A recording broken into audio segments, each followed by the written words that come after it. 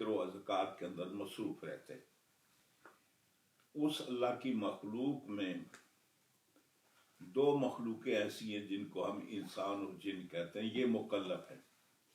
باقی جو مخلوق ہے وہ مکلف نہیں ہے۔ تو فرمایا کہ باقی ان کی نیچر میں، فطرت میں، ان کی جبلت میں اللہ تعالیٰ نے اپنی یاد کو، اپنے ذکر کو، اپنے فکر کو، اپنی تسبیح کو مرتسم کیا ہے۔ وہ ہمہ وقت اس کے اندر مصروف ہیں اور کسی وقت یاد الہی سے وہ چیزیں غافل نہیں ہوتی۔ انسان اور جنات، ان کو اللہ تعالیٰ نے مکلف کیا ہے۔ مکلف کا معنی یہ ہے کہ اللہ تعالیٰ نے ان کو آرڈر کیا ہے، حکم کیا ہے، اختیار دیا ہے، فرمایا کہ یہ کام آپ لوگوں نے کرنے اور یہ کام نہیں کرنے۔ جو کام کرنے ان میں اختیار ہے، وہ کریں یا نہ کریں۔ جن کاموں سے اللہ نے منع کیا ہے ان میں بھی اختیار ہے، وہ کام کرنے سے باز آئیں یا باز نہ آئیں، یہ انسان کا اختیار ہے۔ اب اس سب کا خلاصہ اللہ تعالیٰ بیان فرما رہا ہے۔ اللہ تعالیٰ فرماتا ہے وَقَالَ اللَّهُ لَا تَتَّخِذُوا إِلَٰهَيْنِ اثْنَيْنِ۔ اللہ فرماتا ہے کہ تم دو معبود مت مانو جی، انما هو الہ واحد۔ بات صرف یہ ہے کہ اللہ تعالیٰ وحدہ لا شریک ہے، وہ ایک ہی معبود ہے۔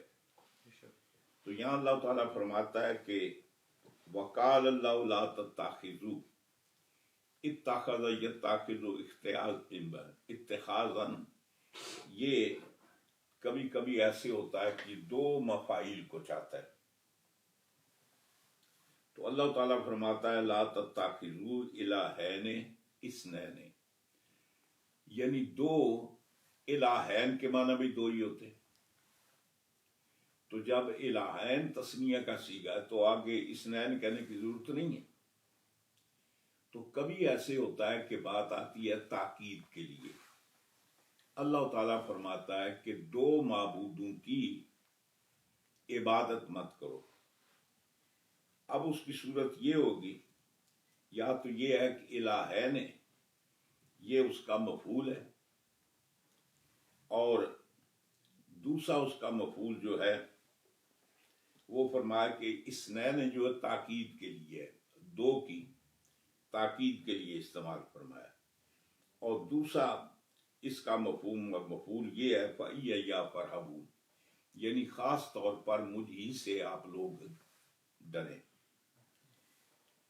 یا اس کی ترتیب یوں ہے کہ اللہ تعالیٰ فرماتا ہے وَقَالَ اللَّهُ لَا تَتَّخِذُوا اثْنَيْنِ إِلَٰهَيْنِ۔ اب اس صورت میں یہ ہوگا کہ اثنین مفعول اول ہے اور الہین مفعول ثانی ہے۔ تو اللہ تعالیٰ فرماتا ہے کہ تم دو خداؤں کو اپنا معبود مت مانو، دو افراد کو اپنا معبود مت مانو۔ اب سوال یہ پیدا ہوتا ہے کہ اللہ تعالیٰ نے دو کا ذکر کیوں کیا؟ وجہ اس کی یہ ہے کہ کبھی اگر آپ یہ کہیں کہ اللہ تعالیٰ یہ فرماتا ہے کہ تین خداؤں کی عبادت مت کرو، تو وہ تین کی نفی ہوگی، ایک اور دو کی نفی نہیں ہوگی۔ سمجھ گئے نا؟ جب اللہ تعالیٰ فرمائے کہ چار لوگوں کی پرستش مت کرو، تو وہ چار اور مور دین فور کی نفی ہوگی، لیکن اس کے لیس کی نفی نہیں ہوگی۔ تو فرمایا کہ دو معبود۔ اب دو کی نفی، یعنی دو کی جب نفی ہوگی تو پیچھے رہ گیا ایک۔ اب تین چار پانچ تو ہو نہیں سکتے جی۔ جب دو کی نفی ہوگی تو تین کی آٹومیٹکلی نفی ہے، چار کی بھی نفی ہے، اس سے زیادہ جتنے بھی ہیں ان سب کی نفی ہے۔ تو دراصل اللہ تعالیٰ فرماتا ہے کہ تم اللہ کے سوا کسی اور معبود کی عبادت مت کرو۔ جس کی اور کی عبادت کرتے ہو وہ تم نے اس کو آگ کو بطور الہ کے مقرر کیا ہو، یا کسی دریا کی پرستش کرتے ہو، یا چاند ستاروں کی تم پوجا کرتے ہو، یا تم نے اپنے ہاتھ سے آئیڈل بنا رکھے ہیں، یہ صنم بت پرستی بنا رکھی، تم ان کی پوجا کرتے ہو۔ تو رب تعالیٰ فرماتا ہے کہ جب تم پیچھے معلوم کر چکے ہو کہ کائنات کا ذرہ ذرہ کس کی تسبیح بیان کرتا ہے؟ ایک اللہ کی. اور کائنات کا ذرہ ذرہ کس کی عبادت کرتا ہے؟ ایک اللہ کی. اور کائنات کی جتنی مخلوقات ہیں وہ سارے اس ایک کی عبادت کے اندر، ذکر و فکر کے اندر وہ مصروف ہے. تو تمہارا کام یہ ہے، ان کے پاس تو عقل نہیں ہے، تمہیں اللہ تعالیٰ نے ذی شعور کی ہے، عقل عطا فرمائی ہے، پھر اس کا تقاضا یہ ہے کہ تم بھی ایک سے زائد کی عبادت اور پرستش نہ کرو. تو یہاں اللہ تعالیٰ نے بطور تاکید کے فرمایا. اور قاعدہ بھی یہ ہے، اس سے پہلے کئی دفعہ میں یہ بات عرض کر چکا ہوں. مثال کے طور پر ہم یہ تصور کرتے ہیں کہ یہ کائنات کا اتنا پورا نظام ہے. جس طریقے سے دیکھیں کہ ہم لوگ حکومت بناتے ہیں، حکومت چلاتے ہیں، حکومت کو کئی ڈپارٹمنٹ کے اندر ہم تقسیم کرتے ہیں. کوئی وزیر تعلیم ہوتا ہے، کوئی وزیر مواصلات ہوتا ہے، کوئی وزیر خزانہ ہوتا ہے، کوئی وزیر داخلہ ہوتا ہے، کوئی وزیر خارجہ ہوتا ہے، کوئی وزیر تعلیم ہوتا ہے، کوئی وزیر مطلب ہے کہ ہیلتھ کا وزیر ہوتا ہے. یہ بہت سارے وزیر کیوں بناتے ہیں؟ اس لیے کہ ایک آدمی جو ایگزیکٹو ہے وہ تنہا یہ سارے کام نہیں کر سکتا، مجبوری ہے. اب ہم تصور کرتے ہیں کہ اتنی پوری کائنات پر کنٹرول کرنا یہ ایک خدا کے بس کی بات نہیں ہے. اس کے لیے بھی کئی ہونے چاہیے جو مل کر یہ پورے کا پورا نظام کائنات چلائیں. اب سوال یہ پیدا ہوتا ہے کہ وزیر اعظم نے مختلف وزیر کیوں مقرر کیے کہ وہ اکیلے یہ کام نہیں کر سکتا جی. اب مثال کے طور پر ہم فار ایگزامپل جی ہم 10 خدا تجویز کر لیتے ہیں جی، یعنی ایک نہیں ہے بلکہ 10 ہیں. وہ مل ملا کر یہ پورے نظام کائنات پر غور کر رہے ہیں. کوئی آسمان پر توجہ فرما رہا ہے، کوئی زمین پر، کوئی دریاؤں پر، کوئی انسانوں جنوں پر، کوئی چرندوں پرند پر. اب یہ ایک سوال یہ ہے، وہ جو ہم نے 10 یعنی مور دین 1 جو ہم نے مقرر کیے 10، ان 10 میں ہر ایک اکیلے بھی یہ کام کر سکتا ہے یا نہیں؟ یعنی 10 ہے نا، اینی آف دیم 10 میں سے کوئی ایک اکیلے یہ پورا نظام چلا سکتا ہے یا نہیں؟ اگر وہ نہیں چلا سکتا تو پھر ان میں کوئی بھی خدا نہیں ہے، سارے کمزور ہیں. اور اگر ان 10 میں ہر ایک اکیلے یہ کام کر سکتا ہے تو باقی 9 کی ضرورت کیا ہے جی؟ بات دیکھیں نا، ایک آدمی کا کام ہو تو ایک آدمی پر کام پر 10 آدمی تو نہیں لگائے جا سکتے. جب لگاتے ہیں کہ جب ایک کے بس کا کام نہیں ہوتا. تو رب تعالیٰ فرماتا ہے کہ اللہ فرماتا ہے لا تتخذوا الہین اثنین، ایک سے زیادہ تم لوگوں کی عبادت مت کرو، پوجا مت کرو، اس لیے کہ تمہارا جو الہ ہے نا انما ہوا الہ واحد. یہ جو تمہیں کہہ رہا ہے نا کہ 2 خداؤں کی عبادت مت کرو، وہ کہنے والا کیا ہے؟ انما ہوا الہ واحد، وہ اکیلا ہی الہ ہے، وہ اکیلا معبود ہے. اب کہتے ہیں کہ یہ جو اللہ تعالیٰ فرماتا ہے انما ہوا الہ واحد، یہ جو اللہ تعالیٰ نے بیان کیا ہے، اس بیان کرنے کی ضرورت کیا ہے؟ تفسیر میں فرماتے ہیں اطال اثبات الالہیت والوحدانیت. اس میں 2 باتیں اللہ نے ثابت کی.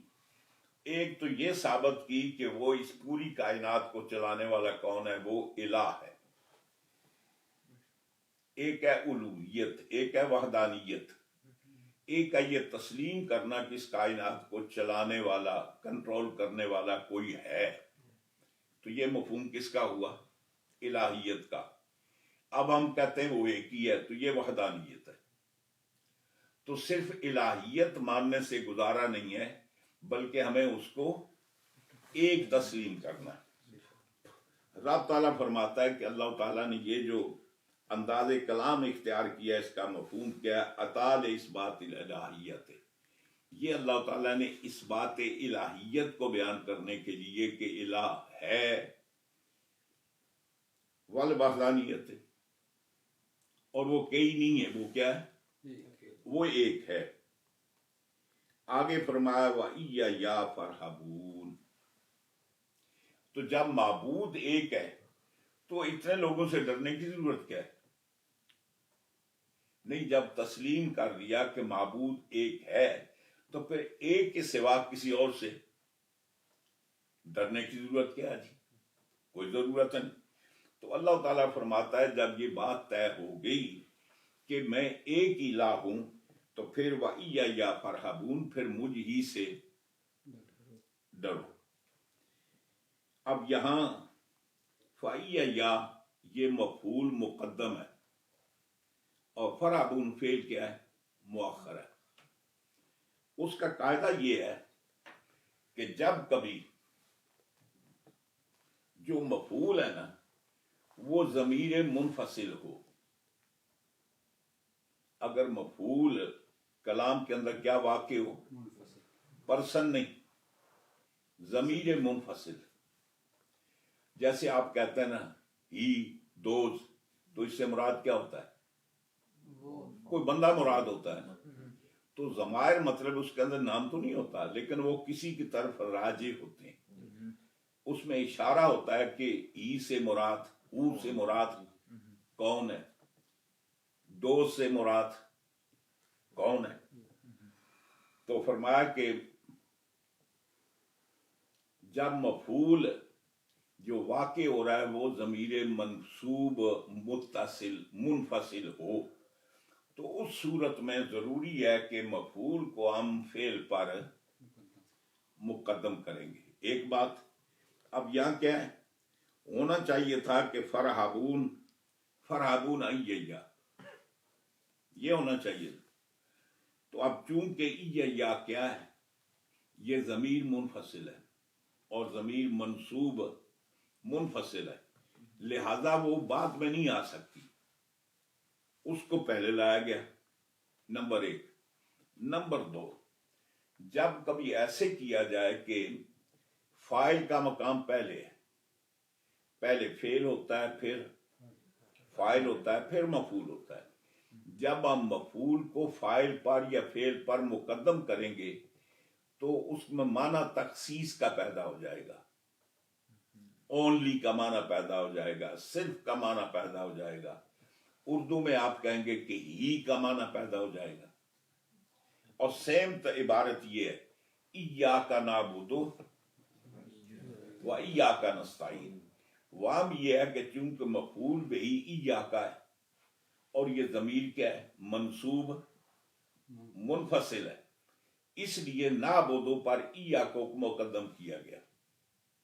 ایک تو بات یہ ہے، دوسری بات یہ ہے کہ نعبد مقدم ہے بحیثیت فعل فاعل کے، نعبد کے اندر جو فاعل ہے وہ ضمیر ہے تو ہونا چاہیے نعبد ایاک۔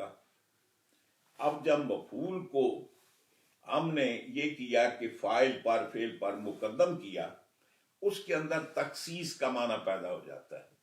یہ جو ہم نہیں ترجمہ کرتے ہیں ایاک نعبد و ایاک نستعین، تیری ہی عبادت کریں اور تجھ ہی سے مدد چاہیں، عام طور پہ لوگ ترجمہ یہ کرتے ہیں کہ ہم تیری ہی عبادت کرتے ہیں اور تجھ ہی سے مدد چاہتے ہیں، یہ ترجمہ فی الحال کا ہے جی۔ زمانے تین ہے نا، پاسٹ ماضی، پریزنٹ حال اور فیوچر مستقبل جناب۔ اب ہم صرف حال کی بات کر رہے ہیں، مستقبل کی بات نہیں کر رہے، یعنی اب ہم تیری عبادت کرتے ہیں، کل ہم کسی اور بھی کریں گے، آج ہم تجھ سے مدد چاہتے ہیں، کل ہم کسی اور سے چاہیں گے، یہ نہیں۔ اس کا کریکٹ ترجمہ اردو کے اندر یہ بہتر ہے کہ ہم تیری ہی عبادت کریں اور تجھ ہی سے مدد چاہیں۔ اب لگا دیں تو حال بن گیا، گے لگا دیں تو مستقبل بن گیا۔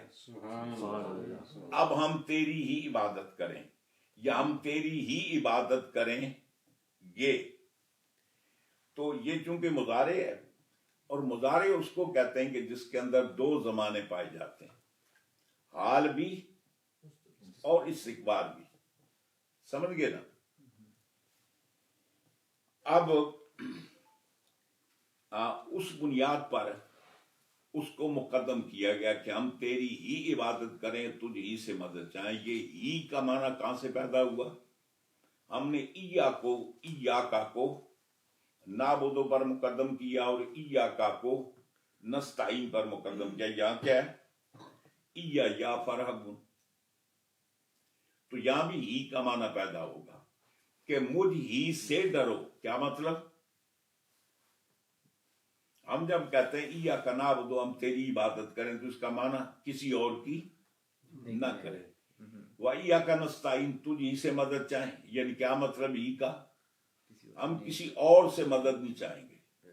تو یا فرحبون کا معنی یہ ہے کہ اللہ فرماتا پھر مجھ ہی سے ڈرو، کسی اور سے ڈرنے کی ضرورت نہیں ہے. سمجھ گئے جی؟ تو فرمایا کہ آگے تفسیر کرتے ہیں خافونی، یعنی مجھ سے ڈرو، دونا غیری، کسی اور سے مت ڈرو. وفی التفات عن الغیبت، اور اس آیت کے اندر التفات ہے غیبت سے خطاب کی طرف. یہ ہمارے ہاں زادو سے پڑھیے.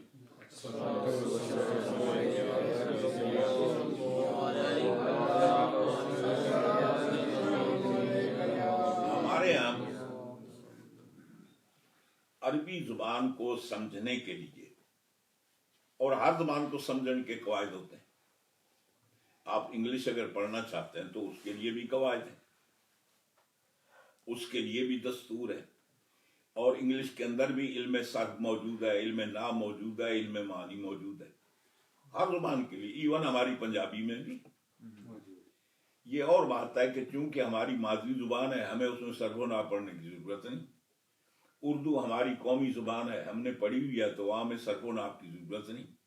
لیکن ہم اگر اجنبی زبان پڑھیں گے تو پہلے کیا کریں گے؟ ہم گرامر پڑھیں گے.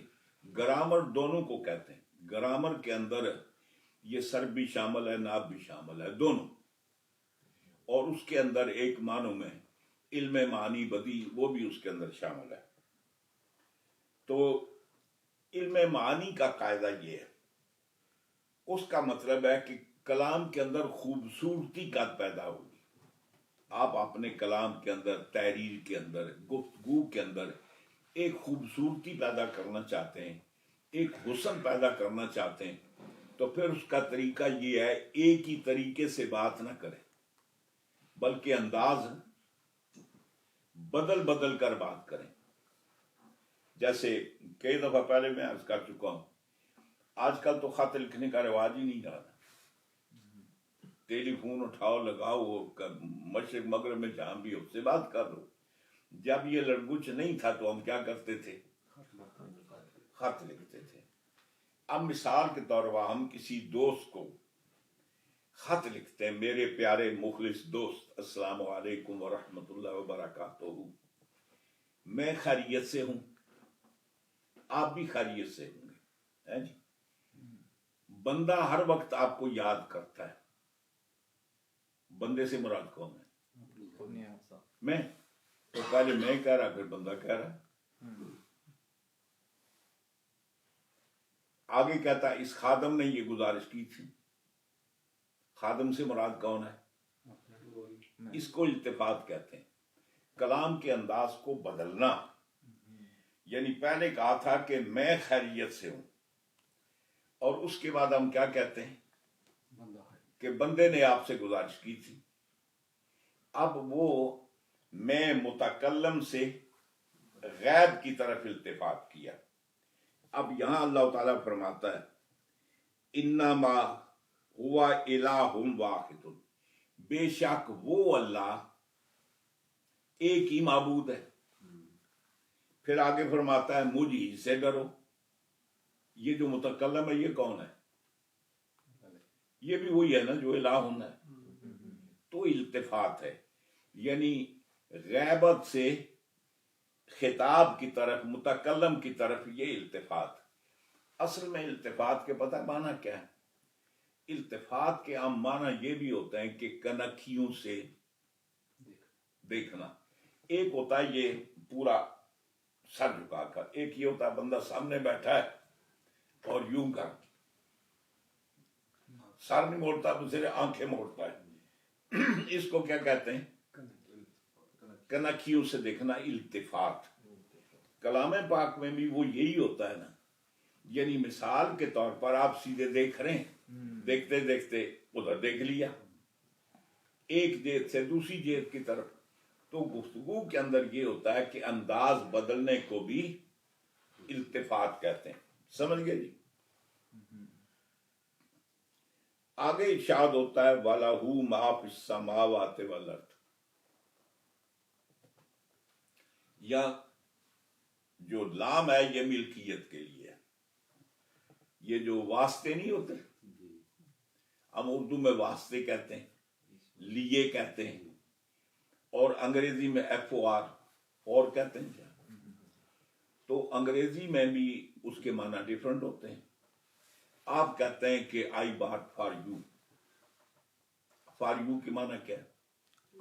اس کے معنی تمہارے استعمال کے لیے بھی ہو سکتا ہے، اور تمہارے لیے یعنی تمہاری ملکیت ہے اس کے لیے ہو سکتا ہے، یعنی اسی لیے جو لام ہے وہ انتفاع کے لیے بھی آتا ہے، یعنی وہ چیز جس کے لیے لائے اس کی ملکیت نہیں، only he can use it، اس کے صرف استعمال کے لیے ہے۔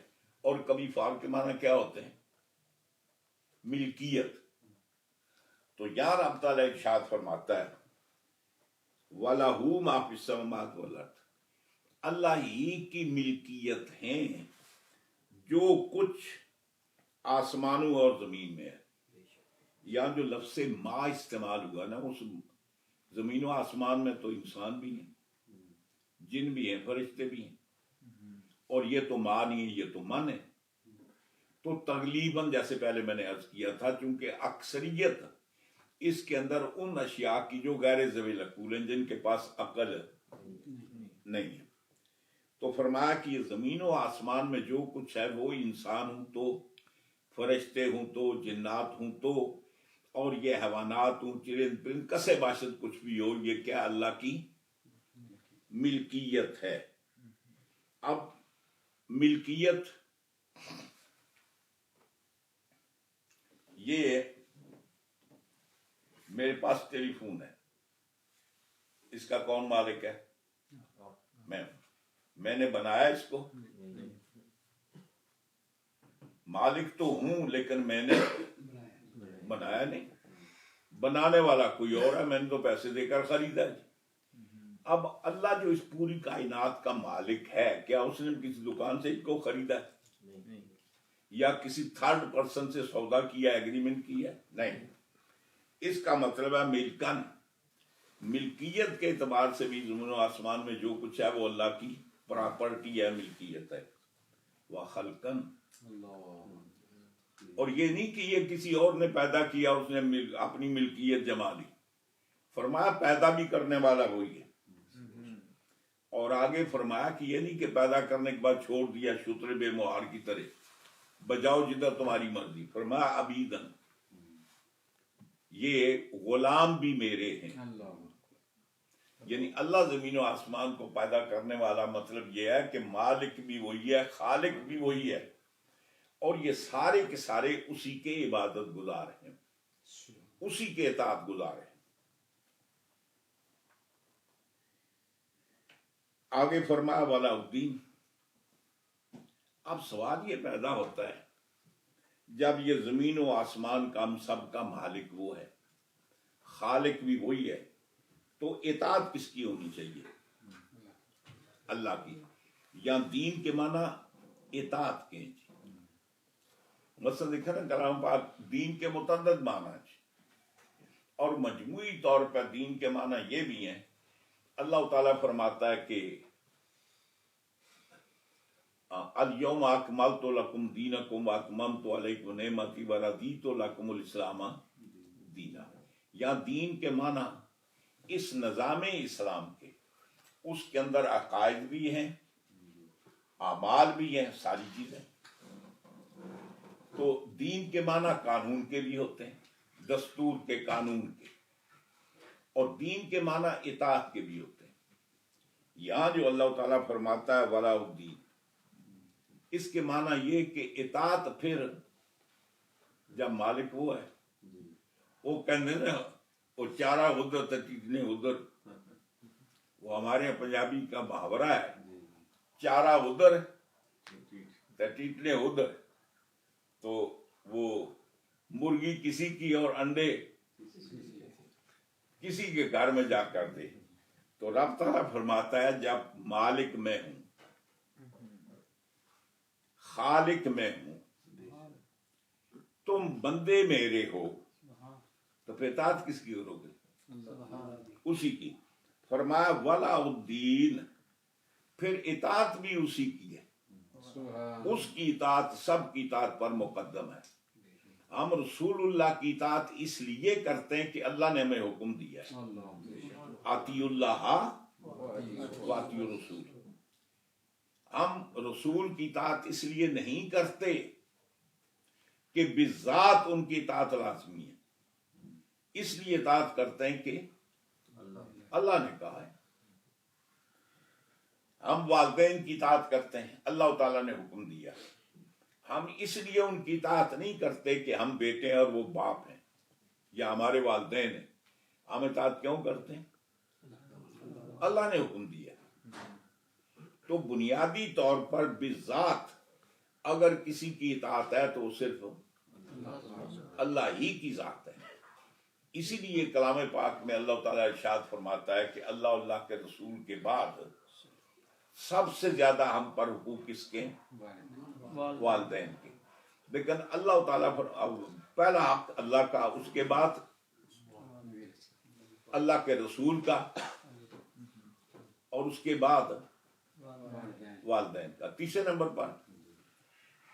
اب اگر والدین تمہیں کوئی آرڈر کریں جو اللہ کی رضا کے خلاف ہو تو مقدم والدین یا اللہ ہے؟ اگر والدین وہ کام کہیں کہ جو حضور کی سنت کے خلاف ہو تو مقدم اللہ یا اللہ کا رسول ہے؟ مثلا سرکار ارشاد فرماتے ہیں، حضور فرماتے کہ وہ کیسے وقص الشوارب واف اللحا، فرمایا کہ مونچھیں کتراؤ داڑھی بڑھاؤ۔ یہ کس نے کہا ہے؟ حضور نے فرمایا نا۔ والدین والدہ پتر تاڑے منہ تے داڑھی چنگی نہیں لگنی، اس لیے منائی چھوڑ، تو ہم مانیں گے؟ بائتا تو رسول اللہ کی ہے۔ اب اللہ کے رسول کے بعد والدین کو حکم کرتے ہیں۔ اللہ تعالیٰ فرماتا ہے فلا تطیعہما، چاہے وہ ماں ہو یا باپ ہو، ان کی خبردار اطاعت نہ کرو۔ کب؟ اگر وہ تمہیں میرے اور میرے رسول کے خلاف کو کام کرنے کا آرڈر دیں۔ اور فرمایا کہ پھر جو باقی معاملات ہیں بلا تمثیل ان کی اطاعت کرو، تمہارے والدین مسلمان ہوں تو بھی، کافر ہوں تو بھی۔ فرمایا کہ باقی جو معاملات ہیں اگر وہ تمہیں آرڈر دیتے ہیں وہ اللہ کی مرضی کے خلاف نہیں ہے، اللہ کے رسول کی مرضی کے خلاف نہیں ہے، پھر جیسے اللہ کے رسول کی اطاعت فرض اور واجب ہے، اسی طریقے سے والدین کی اطاعت بھی فرض اور واجب ہے۔ اگر وہ تمہیں میرے اور میرے رسول کے خلاف وہ کام کرنے کا حکم دیں تو پھر اطاعت نہیں، پھر مقدم اللہ کی اطاعت ہے، اللہ کے رسول کی اطاعت ہے۔ تو رسول کی اطاعت اس لیے کہ اللہ نے کہا ہے، اور پھر رسول ایسے کام کا حکم ہی نہیں کرتا جو اللہ کی مرضی کے خلاف، وہ تو اللہ کا بھیجا ہوا ہے۔ تو رسول اللہ کے دل میں خیال بھی پیدا نہیں ہو سکتا کہ اللہ کی مرضی کے خلاف کریں، تو رسول اللہ کی وہی مرضی ہے جو اللہ کی مرضی ہے۔ تو اللہ تعالیٰ فرماتا ہے ولا الدین، اطاعت کس کے لیے؟ صرف اللہ کے لیے۔ اچھا، ایک باری دو باری اللہ فرمان نماز پڑھو، پھر چلو ایک باری پڑھ کے دی، اللہ تعالیٰ نے حکم دیا روزے رکھو، ہم نے رمضان کے 2 رکھ لیے۔ اللہ تعالیٰ نے فرمایا فلاں کام کرو، ایک آدھ بات کر لیا ہم نے۔ تو اللہ تعالیٰ کی اطاعت کا ٹیمپریری ہے؟ رب تعالیٰ فرماتا ہے واسبن، یعنی لازمی بھی ہے اور فار ایور بھی ہے۔ یہ واسبہ کا معنی جو ہے نا، فرماتا ہے کہ لازمن، اس کے معنی فاضل کے معنی ہوتے ہیں لازمن اور دوامن، لازمی بھی اور دائمی ہمیشہ بھی، ایک نہیں ایک باری کی تھی تو معاملہ ہو گیا جی۔ فرمایا کہ واسبن یعنی مطلب دائمن، یہ کہتے ہیں حالن من الدین ہے۔ ہاں جی، اب ایک بات آپ کو بتاؤں کہ ہر زبان میں ایک اصول ہوتا ہے، یہ ظاہر بات ہے کہ ہم ان کو عام طور پہ استعمال ٹھیک کرتے ہیں لیکن ان کو ہم جانتے نہیں ہیں۔ عام طور پہ ایک حال ہوتا ہے، یعنی پریزنٹ پوزیشن ہوتی ہے کسی کی، تو وہ یا تو فاعل کی ہوتی ہے پوزیشن، فاعل کا حال ہوتا ہے، یا مفعول کا حال ہوتا ہے، یا پھر دونوں کا حال ہوتا ہے۔ آپ کہتے ہیں کہ میں زید سے ملا، وہ کھانا کھا رہا تھا، تو یہ زید ذو الحال ہے، حال اس کا کیا ہے؟ کھانا کھانا۔ میں نے فلاں آدمی کو دیکھا وہ بیٹھا ہوا تھا، تو یہ بیٹھا ہوا کیا ہے جی؟ یہ حال ہے۔ میں نے فلاں کو دیکھا وہ رو رہا تھا، تو رو رہا کیا تھا؟ حال ہے۔ یعنی فاعل کی یا مفعول کی پوزیشن۔ تو یہ دین کے معنی ہوتے ہیں اطاعت کے، اطاعت ہے ذو الحال، اور واسبن کیا ہے؟ یہ اس کا حال ہے۔ یعنی مطلب ہے کہ اطاعت کرنی ہے لیکن اس حال میں کہ وہ لازمی بھی ہو اور دائمی بھی ہو۔ تو فرمایا کہ عالم من الدین ہے والعامل فیہ ما نظر ہے، اور اس کے اندر عمل کرنے والا کیا ہے؟ وہ ظرف ہے۔ جب یہ کہا نا دوام، تو عام طور پہ ٹائم کا ذکر ہو یا پلیس کا ذکر ہو تو اس کو کیا کہتے ہیں؟ ظرف کہتے ہیں۔ جگہ کا ذکر کریں تو وہ کیا ہے؟ ظرف ہے۔ ٹائم کا ذکر کریں تو کیا ہے؟ ظرف ہے۔ ظرف کہتے ہیں برتن کو، پانڈا سمجھ رہے ہو نا؟ اب جو مکان ہے، جو چیز واقع ہوتی ہے وہ کسی جگہ واقع، آپ کہاں بیٹھے ہیں جی؟ یہ جگہ ہے۔ اب جو ٹائم ہے بیٹھے ہوئے اس ٹائم میں نا، اس ٹائم سے پہلے جب شروع ہوا تو آپ نہیں تھے، اس کے بعد بھی آپ اٹھ جائیں گے۔ تو جہاں بھی ذکر ہوگا پلیس کا اور ٹائم کا، وہ ظرف واقع ہوتے ہیں۔ اب چونکہ دوام کا نا ہمیشہ، تو ہمیشہ کیا جی؟ کہ ٹائم ہے۔ تو فرمایا کہ یہ حال ہے اس کا جی۔ آگے فرمایا جب اللہ تعالیٰ نے اتنی تاکید فرمائی نا، آگے اللہ فرماتا ہے افا غیر اللہ تتقون، کیا تم اللہ کے سوا بھی کسی سے ڈرتے ہو؟ یہ شروع میں الف ہے افا، اس کو حمزہ استفہامیہ کہتے ہیں، حمزہ انکاریہ بھی کہتے ہیں جی۔ استفہام ثبوت کے لیے بھی ہوتا ہے، انکار کے لیے بھی ہوتا ہے، اور حمزہ انکار کے لیے بھی ہوتا ہے اور تحدید کے لیے بھی ہوتا ہے، ڈرانے کے لیے بھی ہوتا ہے۔ تو اللہ تعالیٰ فرماتا ہے افا غیر اللہ تتقون، کیا تم اللہ کے سوا ڈرتے ہو؟ یعنی تمہیں نہیں ڈرنا چاہیے، یا اس کا معنی یہ افا غیر اللہ تتقون، اللہ کے سوا ڈرتے ہو؟ جیسے آپ نے کسی کو آدمی کام کر رہا ہے، اس نے کہا اچھا تو یہ کر رہے ہیں، کیا مطلب ہے؟ کیوں کر کٹساں کے تو یا یہ جو شروع میں حمزہ ہے نا، یا تو استفہام کے لیے یا تہدید کے لیے، ڈرانے کے لیے، دھمکانے کے لیے، بات سمجھ گئے جی؟ فرما هو الالہ الحق، اللہ ہی معبود ہے اور وہی برحق ہے، باقی اللہ کے سوا جتنے بتوں کی پوجا کی جاتی سارے کیا ہیں؟ باطل ہیں۔ یہاں ایک اور بات بھی آپ کو عرض کرتے چلوں، کلام پاک میں اللہ تعالیٰ فرماتا ہے وَمِن دُونِهِ الْبَاطِلُ، سبحان اللہ، اللہ کے ما سوا جتنے بھی ہیں وہ کیا ہیں؟ باطل ہیں۔ اللہ کے ما سوا جتنے ہیں وہ باطل ہیں۔ بعض رات یہ کہتے ہیں کہ اللہ کے ما سوا کے اندر یہ نبی بھی شامل ہیں، فرشتے بھی شامل ہیں، یہ اولیاء اللہ سارے شامل ہیں۔ اچھا، کیا انبیاء کرام باطل ہیں یا حق ہیں؟ فرشتے باطل ہیں یا حق ہیں؟ اہل ایمان نیک بزرگ باطل ہیں یا حق ہیں؟ تو اس کا مطلب یہ ہے کہ جو اللہ تعالیٰ نے دون کہا ہے نا، لا تدعوا من دون اللہ، اس میں باتیں دو ہیں جی۔ ایک تو یہ ہے کہ اللہ کے ما سوا عبادت تو کسی کی بھی نہیں ہوتی جی، وہ حقیقی معنی میں دون ہے، سارے شامل ہیں۔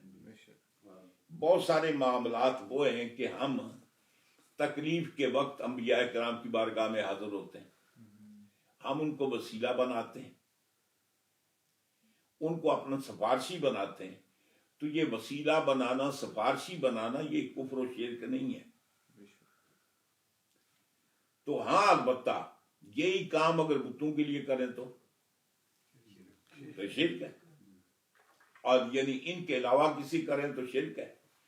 اس کا مطلب یہ ہے کہ یہ جو ان کی کم ظرفی ہے نا، کہ یہ جو نبیوں کو پکارتے ہیں جی، ولیوں کو پکارتے ہیں، یہ کرتے ہیں من دون اللہ، میاں یہ من دون اللہ نہیں ہے، یہ باطل نہیں ہے، یہ حق ہے۔ قرآن کہتا ہے جس سے منع کیا وہ کیا ہے؟ وَمِن دُونِ الْبَاطِلِ، جو اس کے علاوہ کیا ہے؟ باطل ہے، یہ باطل نہیں ہے۔ بہرحال فرما ہوا الہ الحق، اور اللہ تعالیٰ کی ذات ہے وہی معبود برحق ہے، اور حق کی نقیض کیا جی؟ ضد، باطل۔ اللہ کے سوا جو کچھ ہے وہ سب کیا ہے؟ باطل ہے۔ ولا الہ غیرہ، اور اللہ کے سوا کوئی معبود نہیں ہے۔ اللہ کے سوا کسی کی پرستش، کسی کی عبادت جائز نہیں ہے، وہ فرشتہ ہو تو بھی، نبی ہو تو بھی، رسول ہو تو بھی، وہ سید الانبیاء کیوں نہ ہوں۔ ایک اسا سنبھال کے رکھو نا جی، کڑی کڑی کہنا۔ تو مطلب یہ ہے کہ اللہ کی ذات کے ما سوا کسی کی عبادت درست نہیں ہے۔ جو اللہ کے ما سوا کی عبادت کرتا ہے وہ مشرک ہے، کافر ہے، اور یہ وہ جرم ہے کہ اللہ تعالیٰ فرماتا ہے ان الشرک لظلم عظیم۔ سب سے جو غلط بات ہے نا، اپنے جگہ سے بکھری ہوئی ہے، غلط ہے، غلط چیزوں میں سب سے بڑی غلط کیا چیز ہے؟ شرک ہے، اللہ کے ما سوا کسی اور کی پوجا کرنا۔ اب آگے اس حمزے کی بات کرتے ہیں، والاستفہام للانکار، یا تو یہ استفہام جو ہے انکار کا ہے، اف غیر اللہ تتقون، کیا تم اللہ سے سوا ڈرتے ہو؟ نہیں ڈرو، ہے جی۔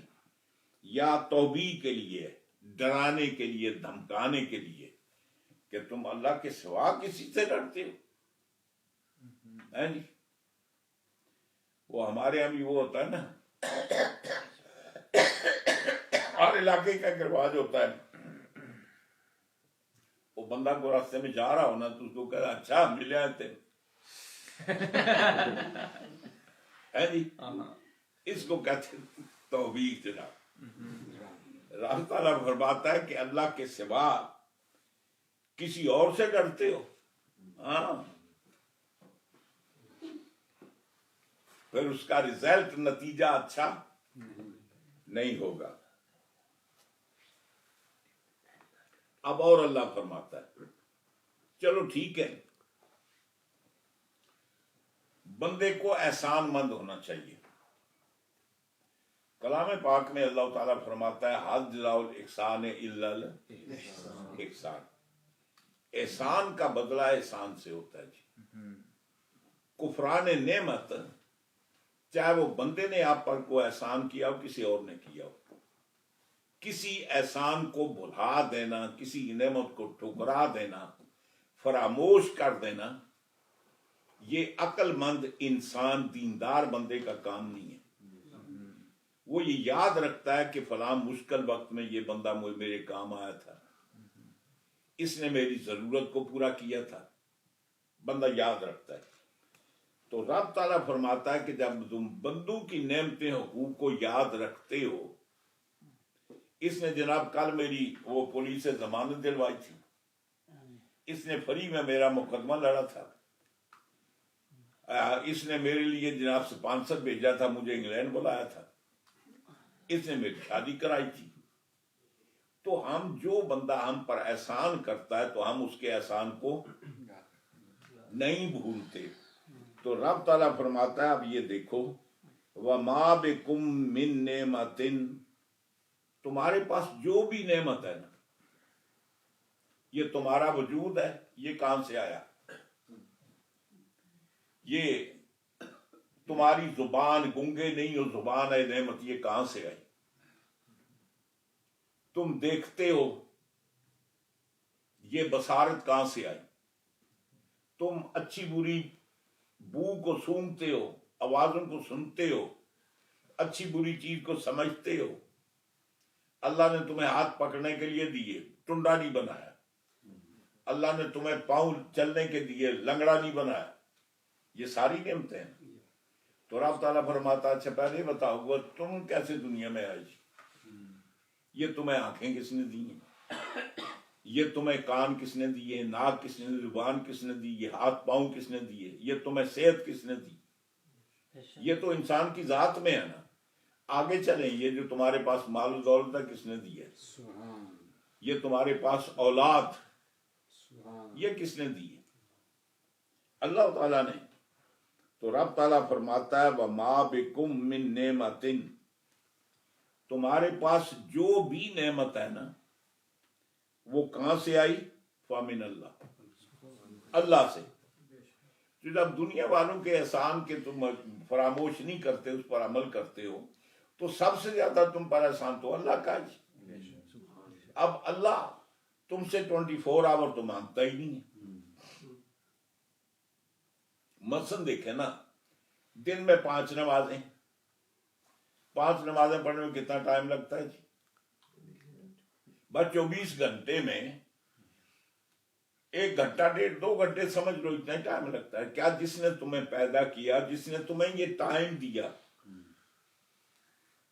ہم یہاں بیٹھے ہوئے ہیں زندہ ہیں، یہ ہمیں مہلت کس نے دی؟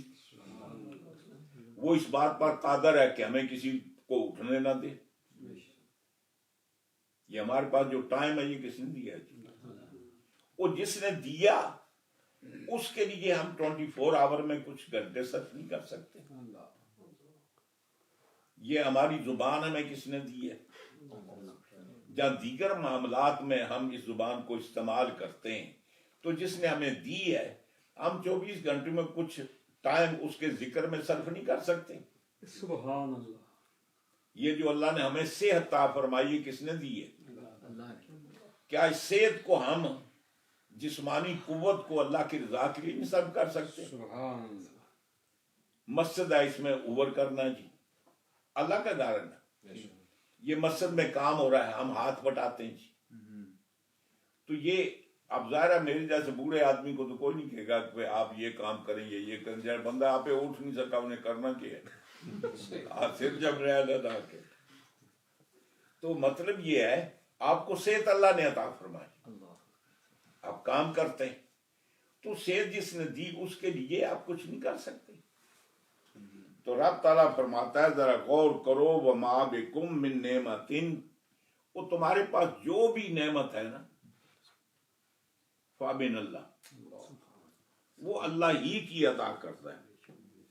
آگے پھر عرض کرتا ہوں لا یاتی بہا غیرہ، یہ تمہارے پاس جتنی نعمتیں یہ اللہ کے ماں سوا کسی اور کے پاس سے تمہیں کچھ نہیں ملا جی، یہ سب اس نے عطا کی ہے. اب آتے ہیں شروع میں کہنا وہ ماں بکم من نعمت فمن اللہ، یہ ماں کون سا ہے؟ اصل قصہ یہ ہے، زادو سے پڑھیے.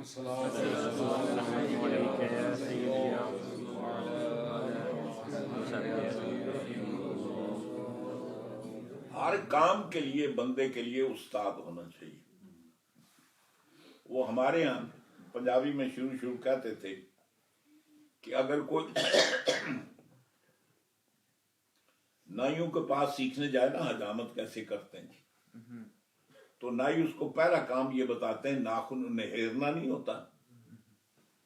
آج کل تو ہم وہ نیل کٹر ان سے کرتے ہیں نا، تو پاکستان پنڈوں گاؤں تھاؤں میں جائیں نا جی، تو وہاں وہ نائی جہاں آپ کے حجامت کرتا ہے وہاں اس کے پاس ایک ہوتا ہے جس کو نہیرنا کہتے ہیں جی، وہ اس سے آپ کے ہاتھ پاؤں کے ناخن بھی کاٹتا ہے اور اتنی خوبصورتی سے کرتے ہیں جی،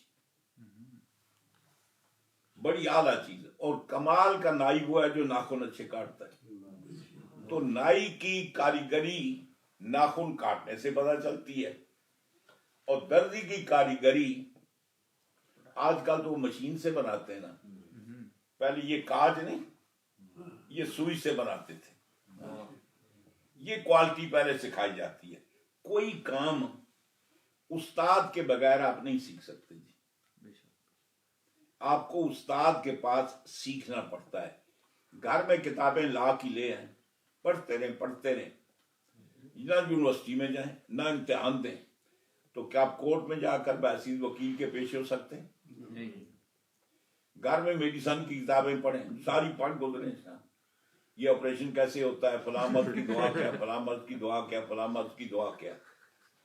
یونیورسٹی میں امتحان نہ دیں، آپ کے پاس ڈگری نہ ہو، تو کیا آپ اسپتال میں جا کر کسی مریض کا آپریشن کر سکتے ہیں؟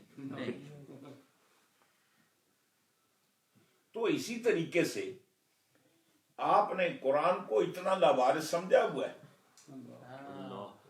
کہ قرآن سمجھنے کے لیے اردو کی تفسیریں پڑھ لی ذرا، اور پھر بہت بڑے سکالر بن کے، بھائی آپ کا کام ہے انجینئر کرنا، اس پر لگے رہو.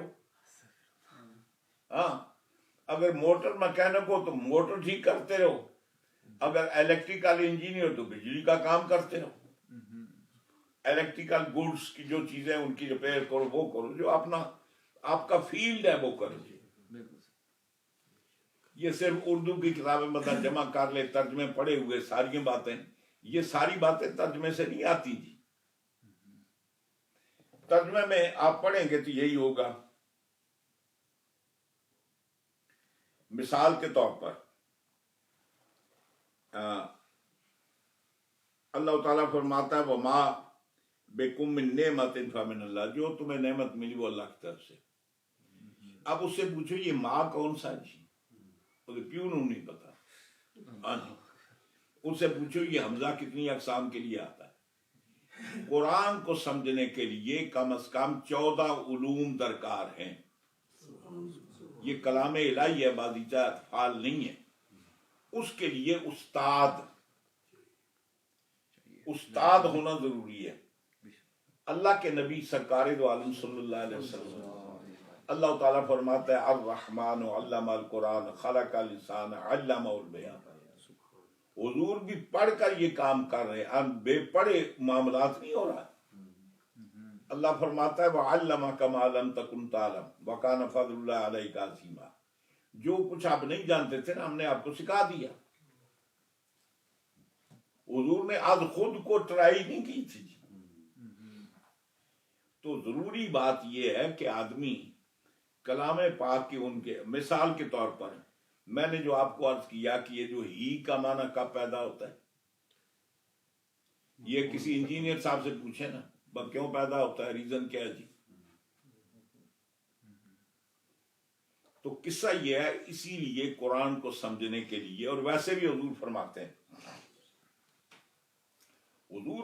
ہیں من فسر القرآن برأیہ فلیتبوأ مقعدہ من النار، جس نے اپنی رائے سے قرآن کی تفسیر بیان کی نا، اس کو اپنا ٹھکانہ جہنم میں تیار کرنا چاہیے، سمجھنا چاہیے۔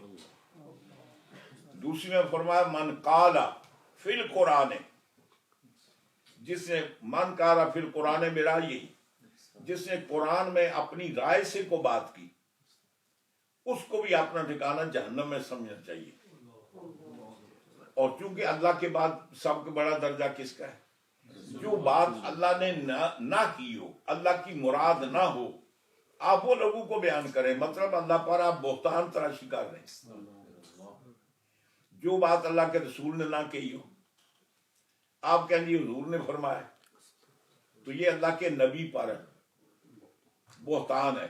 حضور فرماتے ہیں من قال لی برأیہ فلیتبوأ مقعدہ من النار، حدیث متواتر ہے، جس نے اپنی بات کی اور میری طرف منسوب کر دی، اس کو اپنا ٹھکانہ جہنم بنانا چاہیے۔ اور یہ کام بڑا کیا ہے لوگوں نے، ہاں، بڑے بڑے پرانے بزرگوں نے، بڑے بڑے محدثین، سب کو بہت کچھ کرتے رہے، حدیثیں گھر گھر کر قوم کو پیشیں کی ہیں۔ اور دیکھیں نا، انسان بنی نو انسان نہیں، ان کی مینٹالٹی تو ایک ہی ہے نا جی، وہ ان کی مطلب جبلت، فطرت، نیچر تو وہی ہے۔ اور اگر آپ نے پرانے دور کے لوگوں کو سمجھنا ہو تو پاکستان کے چینل ٹی وی شیوی دیکھ لیں،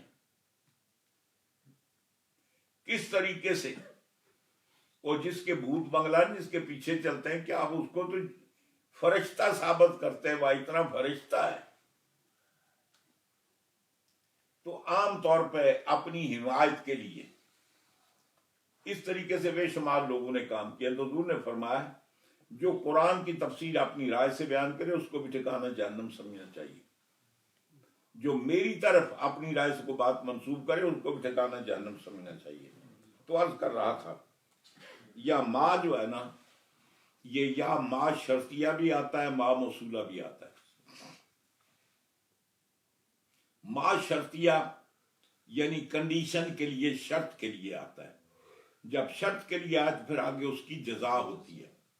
جیسے میں کہوں کہ اگر آپ میرے پاس آئیں گے تو میں وہ دہلی والوں کی آپ کو جلیبی دوں گا، ہے جی، آپ میرے پاس آئیں گے، یہ ہے شرط، میں آپ کو دہلی والوں کی جلیبی دوں گا، یہ ہے اس کی جزا، ہے جی، سمجھ گئے؟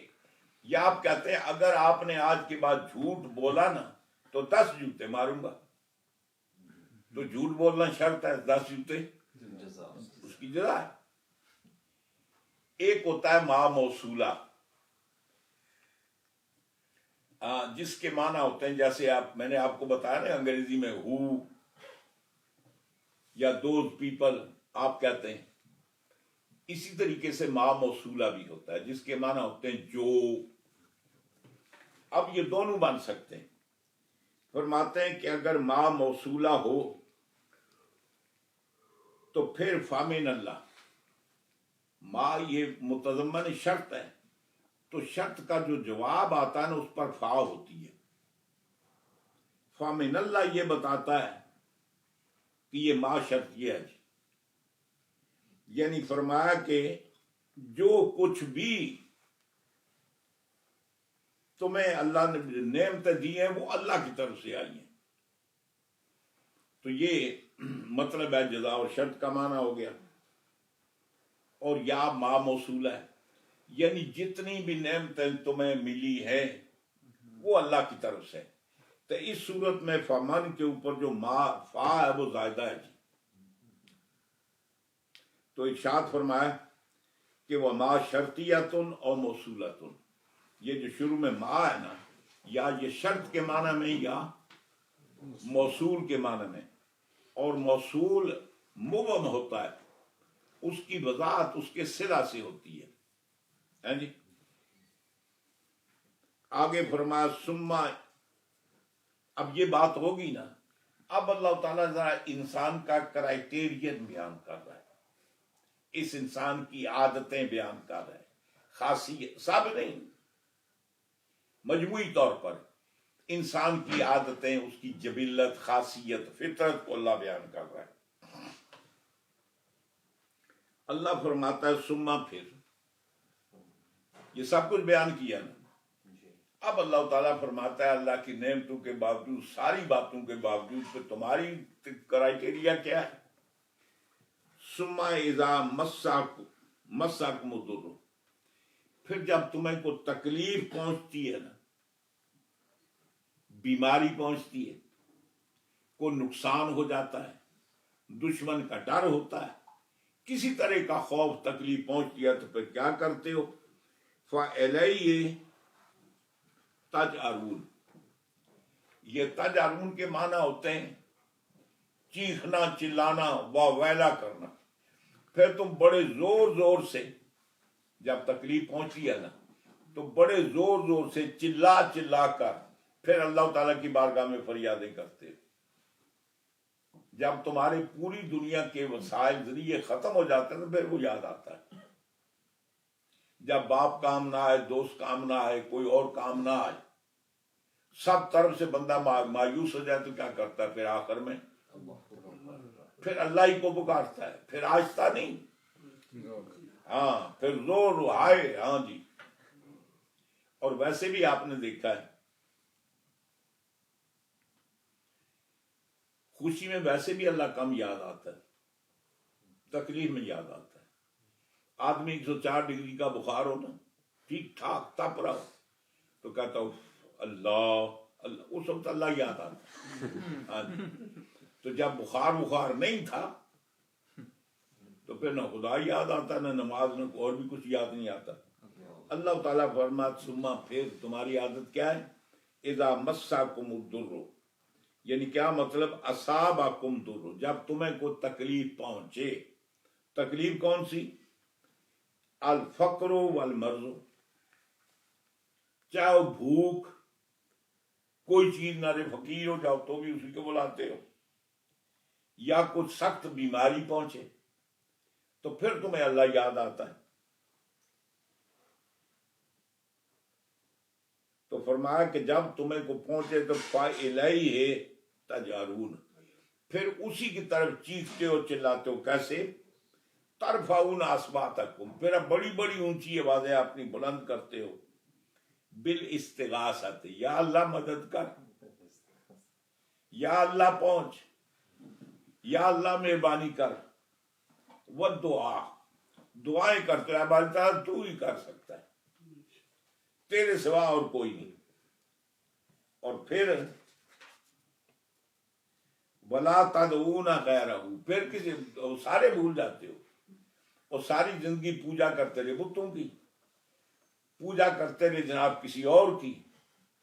جس وقت تکلیف آئی تو پھر ایک ہی یاد آیا، پھر وہ سارے بھول گئے. تو فرمایا جب تکلیف پہنچتی تدعون، تو پھر تم کسی کو نہیں بلاتے غیرہ، سوائے اللہ کے. یہ اللہ تعالیٰ انسان کی مینٹیلٹی کو بیان کرتا ہے، وہ اللہ کو مانتا ہو یا نہ مانتا ہو. پھر اللہ تعالیٰ فرماتا ہے پھر کیا ہوتا ہے. اب ظاہر ہے کہ جب آدمی پوری کائنات سے مایوس ہو جائے، آخری سہارا اللہ کو سمجھتا ہے، تو اللہ تعالیٰ فرماتا ہے چلو کیسا بھی ہے تو میری مخلوق ہے، تو میری مخلوق ہے. وہ ایک حدیث ہے گلستان کے اندر، شیخ سعدی رحمت اللہ علیہ نے بھی اس کا تذکرہ کیا ہے. اور ویسے حدیث پاک ہے، یعنی حضور ارشاد فرماتے ہیں کہ جب یہ وقت ہوتا ہے تو فرشتوں کی ایک جماعت ہے، فرشتوں کی ایک جماعت ہے، وہ جو زمین کی سیر کرتے ہیں، گھومتے پھرتے رہتے ہیں. کدے دارالقادریہ جیلانیہ جائے، کدے وہ وکٹوریا مسجد جائے، کدے کسی اور کے، کدے کسی کے گھر پہنچ گئے، تو وہ ٹور کرتے ہیں، دیکھتے ہیں بندے کرتے کیا ہیں جی. इनको देखते हैं। तो फरमाया कि वो टूर करते करते एक ऐसी मजलिस में पहुंच जाते हैं कि जहां लोग मिलकर बैठकर अल्लाह का जिक्र कर रहे हैं, लोग मिलकर कुरान बयान कर रहे हैं, कुरान सुन रहे हैं। अब जब रब ताला को फरिश्ते इतला देते हैं ना कि ऐ बारी ताला हमारा गुजर फलां महफिल से हुआ, फलां फलां फलां फलां बैठे थे, बहुत सारे नौजवान बच्चे हैं, लड़के हैं जनाब, वो माज तेरे कुरान को सुनने के लिए हेलीपैक्स से आए थे, कुछ और बुजुर्ग थे अपना कारोबार छोड़कर, टैक्सियां छोड़कर, वो माज तेरा कलाम सुनने के लिए, कुरान सुनने के लिए आए थे। तो रब ताला फरमाएगा अच्छा, अब जाहिर बात है कि मेरे सिवा उनको कौन बख्शेगा। रब ताला फरमाता या मलाका, या मेरे फरिश्तों, इस्तिशादू, गवाह हो जाओ, मैंने उस सारे बंदू को बख्श दिया, वो जितने महफिल में थे ना सबको मैंने बख्श दिया। फरिश्ते कहेंगे बारी ताला वो सारे जिक्र वास्ते नहीं आए, एक तो लंगर वास्ते भी आए, एक तो वो जासूसी वास्ते आया। उसने कदे जिक्र, मैं अपने जिक्र की बात नहीं करता, वो जो फरिश्तों की महफिल है उस महफिल का जिक्र कर रहा हूँ। यहाँ बेहमदी ताला सब खुलूस के साथ आए। उस महफिल जिसके फरिश्तों ने रिपोर्ट पेश की ना, तो फरिश्ते तो जानते हैं, फरिश्तों ने कहा बारी ताला उसमें एक दो कुछ बंदे ऐसे भी थे कि जो तेरे जिक्र के लिए नहीं आए थे, उनकी आदत ही नहीं, वो तो इंफॉर्मेशन लेने के लिए, जासूसी करने के लिए, किसी और काम के लिए आए थे। तो रब ताला फरमाता है चलो कोई नहीं, मैंने उनको भी बख्श दिया, मैंने उनको भी बख्श दिया। अच्छा क्यों बख्शा जी?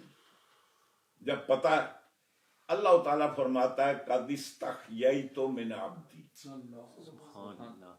मुझे अपने बंदे से हया आती है, मुझे अपने बंदे से हया आती है।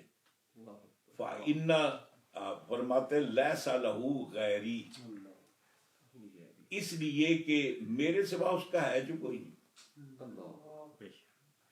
यानी मेरे सिवा उसका है जो कोई नहीं, तो फिर मुझे ही माफ करना है। तो रब ताला इरशाद फरमाता है कि जब मेरा बंदा मेरी बारगाह में गिड़गिड़ाता है, फरियाद करता है, तो फिर बहरहाल वो मैं नहीं ये देखता ये नमाजें पढ़ता या नहीं पढ़ता या फलां काम करता या नहीं, मैं तो ये देखता हूँ कि बेचारा हर दरवाजे से मारूम कर आया है, हर दरवाजे से को दुत्कार दिया गया जी, कहीं इसका काम नहीं बना, मुझे सारा समझ कर आए, फिर अल्लाह ताला उसकी भी मान लेता है। रब ताला फरमाता है कि गुजर गया जी, नहीं मैं देख रहा हूँ पीछे तो नहीं रह गया, हाँ जी हो गया। पीछे बताया ना कि अल्लाह ताला फरमाता है कि जब उन्हें को तकलीफ पहुंची तो क्या करते हैं, बीमारी पहुंचती, तो रब ताला फरमाता है वो ला तदूना गैरी, ला तदूना मतलब गैरहू, तो फिर अल्लाह के सिवा किसी और को नहीं पुकारते। तो अब जब उनके लिए दरवाजा ही कोई नहीं, तो फिर मैं क्या करता हूँ? वो गफूर रहीम है, वो गफ्फार है जी। तो अल्लाह ताला फरमाता है सुम्मा इज़ा कशफ़ दुर्र अन्कुम, फिर जब अल्लाह ताला तुम्हारे उस तकलीफ को दूर कर देता है, तुम्हारी बीमारी को दूर कर देता है, तुम्हारे फकर को दूर कर देता है, तुम्हारी तकलीफ को दूर कर देता है, यानी जब तकलीफ आती है अल्लाह के पास जाते हो, जब अल्लाह ताला तुम्हें शिफा देता है, दूर कर देता है, तो अब करना क्या चाहिए जी? उसका शुक्रिया अदा करना चाहिए। फरमाया कि इज़न, आगे फरमाया इज़ा फरीकुम मिनकुम बिरब्बिहिम युशरिकून, फिर तुम सारे तो नहीं, तुम्हारे अंदर वो जो तौबा करने वाले, मांगने वाले ना, उनमें एक जमात ऐसी भी है, यानी जब तकलीफ पहुंचती है तो गिड़गिड़ाते हैं, जब मैं उनकी तकलीफ को दूर कर देता हूं तो मुझे भूल जाते हैं, फिर ख्याल नहीं रहता कि हमारी मुश्किल के वक्त काम कौन आया, हमारी तकलीफ किसने दूर की, تو فرمائے اذا فریقم منکم بربہم یشرکون، پھر تم میں سے ایک گروہ ہوا ہے کہ پھر وہ شرک کرتے ہیں، یعنی پھر اسی راستے پر چل پڑتے ہیں۔ آگے اللہ تعالیٰ فرماتا ہے لا یکفروا بما آتیناہ، یعنی من النعمت، جو ہم نے ان کو نعمت عطا فرمائی نا، پھر اس نعمت کو، اس کا انکار کرتے ہیں۔ اب یہ فرماتے ہیں کہ یہاں فرمایا نا لیکفروا بما آتیناہم، یہاں جو لام ہے نا، عام طور پہ یہ ہے کہ لام علت کے لیے بھی ہوتا ہے جی، عام طور پہ لام امر جو ہوتا ہے نا، امر کے اندر شروع میں عام طور پہ علت کے لیے ہوتا ہے، لیکن یہاں بتاتے ہیں کہ یہاں لام کا مفہوم کچھ اور ہے جی۔ فرماتے ہیں یا تو یہ ہے، فرماتے ہیں لیکفروا، اللام لام العاقبۃ، فرماتے ہیں یا تو لام جو ہے وہ انجام کے لیے، عاقبت کے لیے، اور کیا مطلب فعاقبۃ اشراککم باللہ غیرہ کفر بالنعمت، تو یہ لام عاقبت کا ہے۔ یہ فرمایا کہ پھر جو تم نے اللہ کے ساتھ شرک کیا، واپس لوٹ گئے، پھر اللہ تعالیٰ تمہارے انجام کو اچھا نہیں کرے گا، اس تمہارے جرم کی اللہ تعالیٰ تمہیں سزا عطا فرمائے گا۔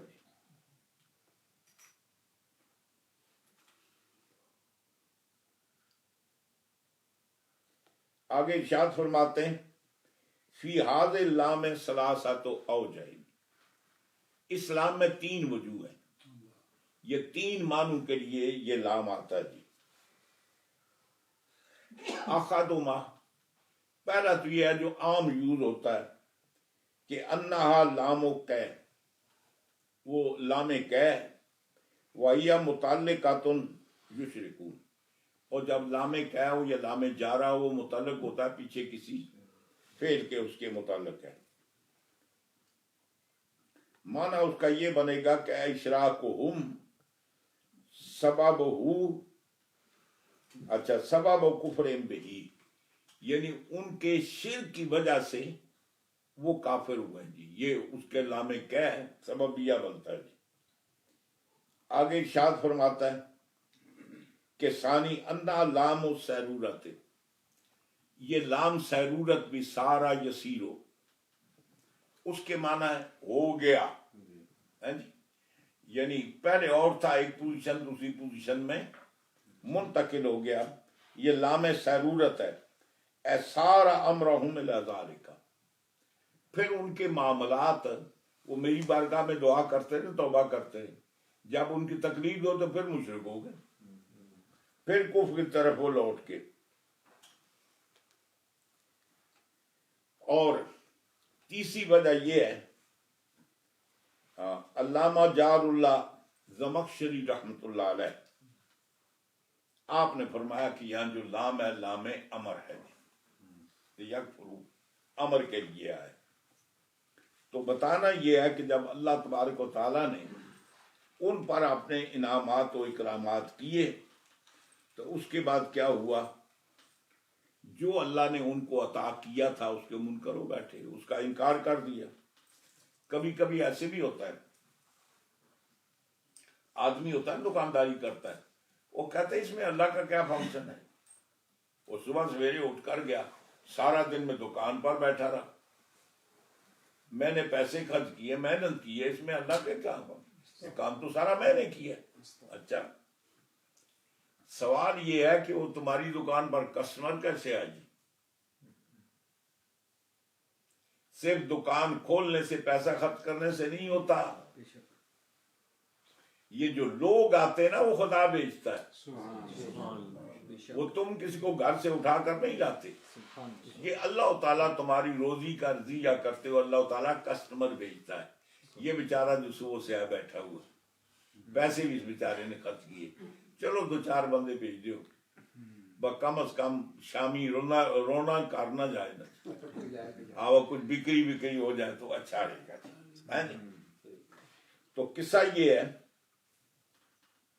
کہ اللہ تعالیٰ ارشاد فرماتا ہے، فرمایا لیکفروا بما آتیناہم من نعمت، وہ جو میں نے نعمتیں عطا کی نا اس کا انہوں نے انکار کر دیا، کفران کیا. اچھا، اب اللہ تعالیٰ فائنل ان کو بتاتا ہے، ٹھیک ہے، یعنی تم اس دنیا داری پر، دنیا کی عیش و عشرت پر، حرام کے مال پر، یہ شراب و شباب پر، اس پر اگر تم خوش ہو، یہی چاہتے ہو، تو فرمایا ٹھیک ہے فتمتعوا، یہ تمتع فائدہ حاصل کرنا. فتمتعوا باجتماعکم علی عبادت الاصنام، تو ٹھیک ہے تم سارے جمع ہو کر پھر آلتی پالتی بار کر پھر بتوں کی پوجا کرو. تو فرمایا کہ یہ اللہ تعالیٰ نے فرمایا نا مت تم، پھر ٹھیک ہے کر لو.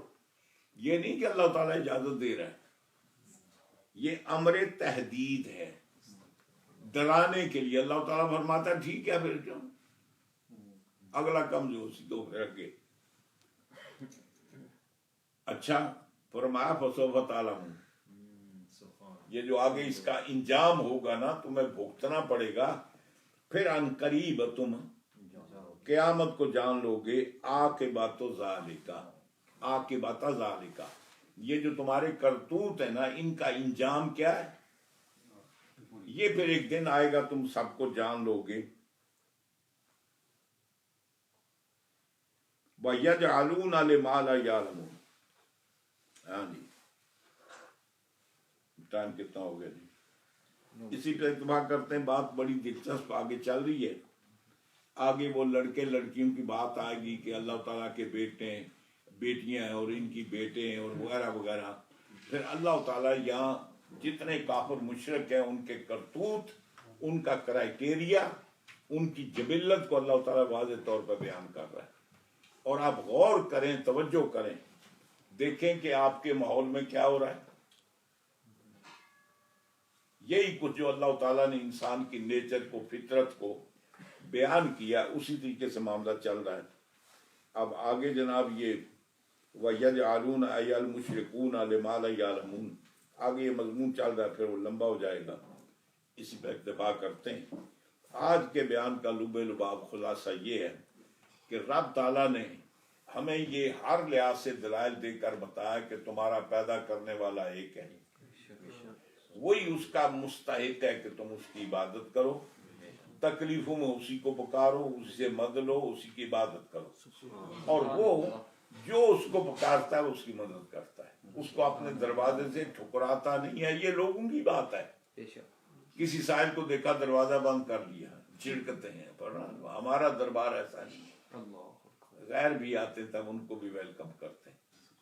تو فرمایا کہ پھر اللہ تعالیٰ انسان کی جبلت بیان کرتا ہے کہ پھر تم جب اس کے پاس آتے ہو مشکل کے وقت تو میں تمہاری مشکلوں کو دور کرتا ہوں، اور جب مشکل دور ہو جاتی تو پھر یہاں ایک اور آپ کو بات بتایا چلوں. غالباً 25ویں پارے میں اللہ تعالیٰ فرماتا ہے وَإِذَا مَسَّهُ الضُّرُّ، جب انسان کو تکلیف پہنچتی ہے نا، وہ آیت تو مجھے پوری یاد نہیں، بہرحال مفہوم یاد ہے. تو رب تعالیٰ فرماتا ہے فَذُو دُعَاءٍ عَرِيضٍ، تو پھر کیا کرتا ہے، لمبی لمبی دعائیں مانگتا ہے جی. ہاں، یعنی جب اس کو تکلیف پہنچتی ہے تو پھر انسان کیا کرتا ہے، لمبی لمبی دعائیں مانگتا ہے.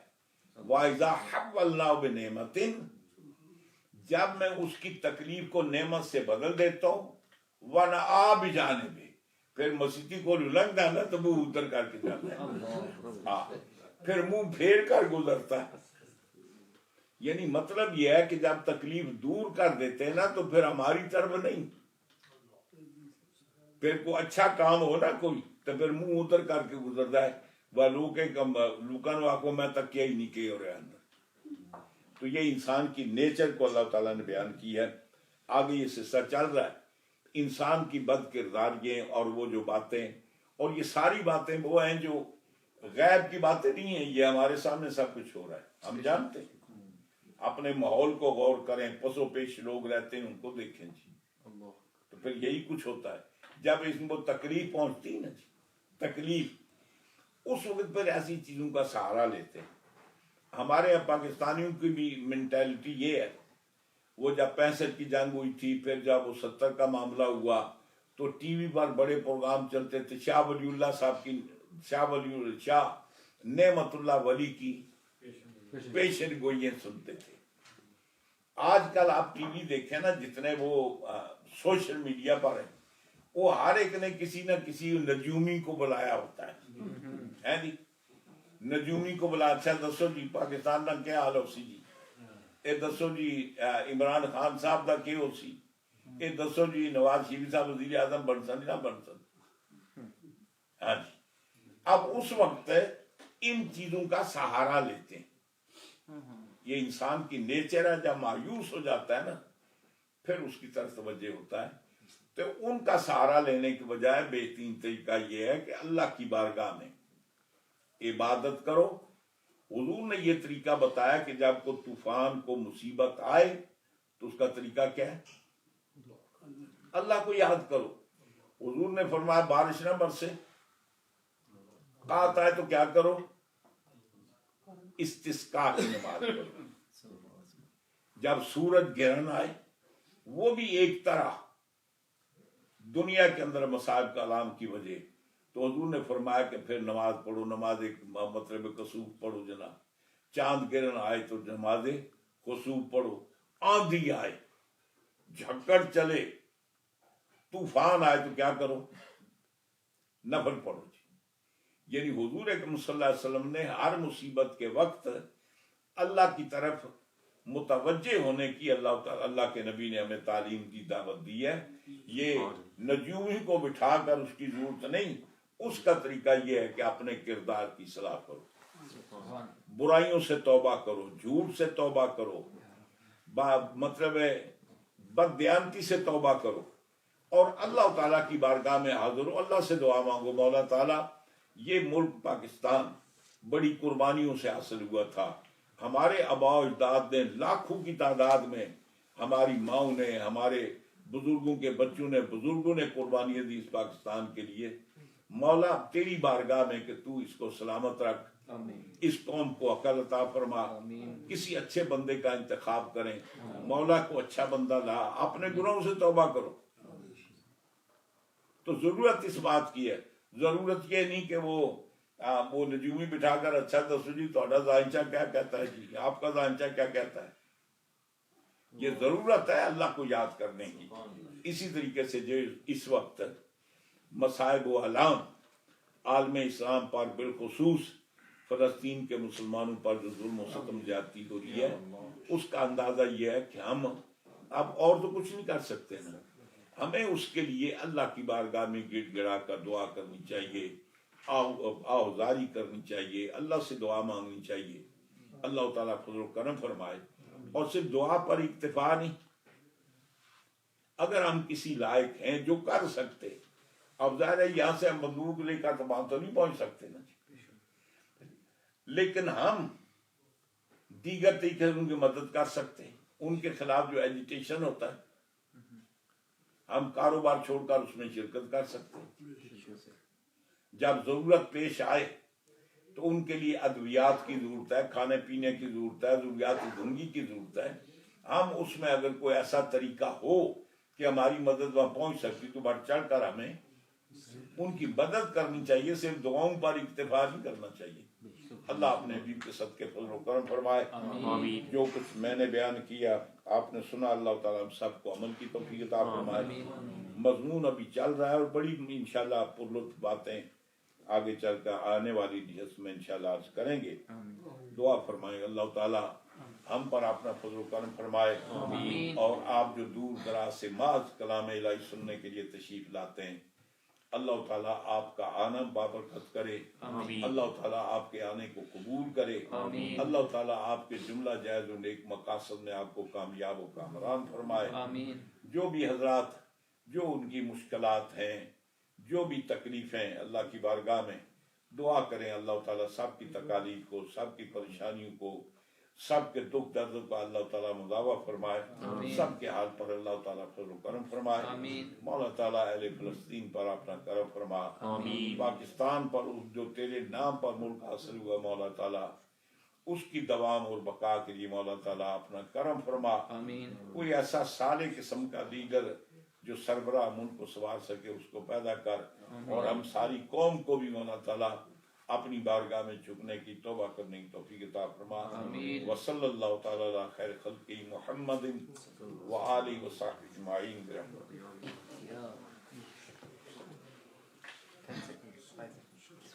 نیکسٹ کون سی آیت ہوگی جناب؟